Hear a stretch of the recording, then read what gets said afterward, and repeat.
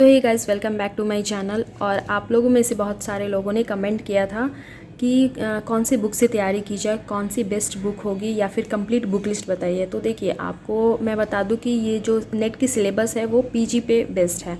तो जैसे पीजी में एक टॉपिक के लिए आप कितनी सारी किताब लोगे, हर बुक अलग अलग है। तो एक राइटर की दो दो तीन तीन किताबें हैं या फिर दो दो तीन तीन उनकी रचनाएं लगी हुई हैं, तो आपको कितनी किताबें खरीदोगे। तो मैंने उसके लिए आपको ऑलरेडी एक दृष्टि की गाइड सजेस्ट की थी क्योंकि मुझे वो सही लगी।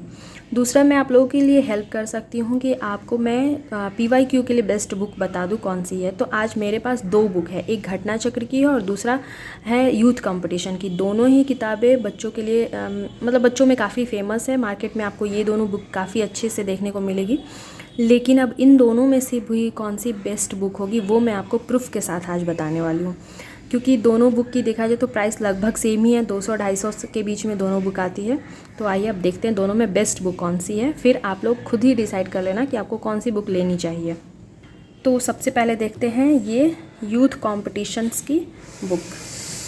इसमें मैं खोज रही हूँ यूजीसी एनटीए नेट जेआरएफ परीक्षा दिसंबर 2020 की है। ये सेकंड शिफ्ट की बुक क्वेश्चन पेपर है। इसमें देखिए, पहला क्वेश्चन है निम्नलिखित में से कौन सा शब्द तद्भव नहीं है। तो आंसर दिया गया है डी, वायु। और इसके बाद थोड़ा सा एक्सप्लेनेशन दिया गया है कि दिए गए विकल्पों में वायु तद्भव शब्द न होकर तत्सम के अंतर्गत आता है, जबकि कान, काज और आखर तद्भव शब्द हैं जिसके तत्सम क्रमशः कर्म, कार्य और अक्षर होंगे। ठीक है, अब देखते हैं इस बुक में क्या लिखा हुआ है। ये है घटना चक्र पब्लिकेशन की। तो यहाँ पे देखिए, इसमें ये प्रथम पालिका है। देखिए, सेम क्वेश्चन मैं नहीं दिखा पा रही हूँ क्योंकि दोनों बुक मैंने ये बुक पहले लिया था और ये बुक लेटेस्ट अब है। जैसे ये वाली किताब मैंने ये 2022 के लिए है और ये वाली 23 के लिए था। तो दोनों में सेम क्वेश्चन नहीं है, इस वजह से मैं दिखा रही हूँ, लेकिन पैटर्न सेम ही है, इससे आपको पता चलेगा। ये देखिए, इसमें निम्नलिखित में से कौन सा तद्भव शब्द नहीं है। तो आंसर कवि दे दिया गया है। उसके बाद इसका एक्सप्लेनेशन तो दिया गया है और साथ में कुछ एक्स्ट्रा भी इसमें दे दिया गया है।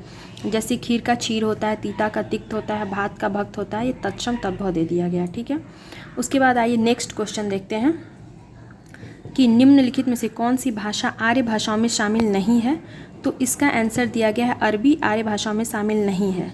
उसके बाद इसका एक्सप्लेनेशन भी दिया गया है कि यूनानी, फारसी तथा लैटिन आर्य भाषा परिवार की भाषाएं हैं, जबकि अरबी शामी भाषा परिवार की भाषाएं हैं।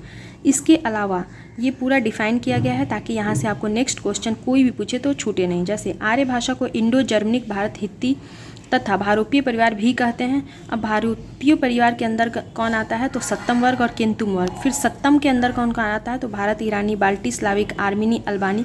केंतुम में आता है जर्मनी, केल्टिक, ग्रीक, तोखरी, हिटाइट और इटालियन। तो ये देखिए, उसके अलावा फिर अब यहाँ पे दिया है कि सामी परिवार की भाषाएं भी दिया है, जिसमें अकदियन, कनानित, अरमाइक, हबशी, अरबी और एब्सीनियन और इब्रानी। यानी कि ये एक क्वेश्चन से आपको अब दोबारा कभी भी एग्जाम में पूछेगा तो आपको क्वेश्चन नहीं छूटेगा, एक्सप्लेनेशन अगर आपने अच्छे से पढ़ा है तो। अब देखते हैं सेम जो पैटर्न है इससे इसमें कैसा दिया है एक्सप्लेनेशन। इसमें पूछा है निम्नलिखित में से कौन सी, ये थर्ड नंबर क्वेश्चन देखिए, कौन सी भाषा आर्य भाषाओं के अंतर्गत नहीं आती है। तो अरबी, आंसर दे दिया अरबी। और उसका एक्सप्लेनेशन में दिया है कि विकल्पों में दी गई भाषाओं में अरबी भाषा आर्य भाषा के अंतर्गत नहीं आती, अपितु ये शामी भाषा के अंतर्गत आती है, जबकि लैटिन, यूनानी एवं फारसी आर्य भाषा के अंतर्गत आने वाली भाषाएं हैं। तो इसका एक्सप्लेनेशन आप देखिए कि बस थोड़ा सा एक्सप्लेनेशन दिया है। यानी कि अगर आप इस बुक को पीवाईक्यू को करते हैं लेकिन क्वेश्चन थोड़ा सा भी चेंज करता है तो आप वहाँ पे फंस जाएंगे, आप नहीं दे पाएंगे। लेकिन अगर आपने घटना चक्र से पढ़ा है तो इसका एक्सप्लेनेशन देखिए कि ये पूरा जो भी भाषा परिवार के अंतर्गत कौन कौन सी भाषाएं आती हैं और वो किसके अंदर में आती है, ये भी सारा एक्सप्लेनेशन दिया है। तो आप समझ सकते हैं कि घटना चक्र बहुत ज़्यादा डीपली जाके क्वेश्चन को पैटर्न को समझ के और फिर वो अपना क्वेश्चन तैयार करता है, लेकिन यूथ कंपटीशन में ये चीज़ नहीं देखने को मिली है अभी तक। तो इस वजह से मैं आप लोगों को सजेस्ट करूँगी कि मेरे हिसाब से यूथ कंपटीशन की अगर जिन लोगों ने ले लिया है तो ठीक है, बट अगर आप लोगों ने नहीं लिया है तो आप घटना चक्र की बुक ही ले।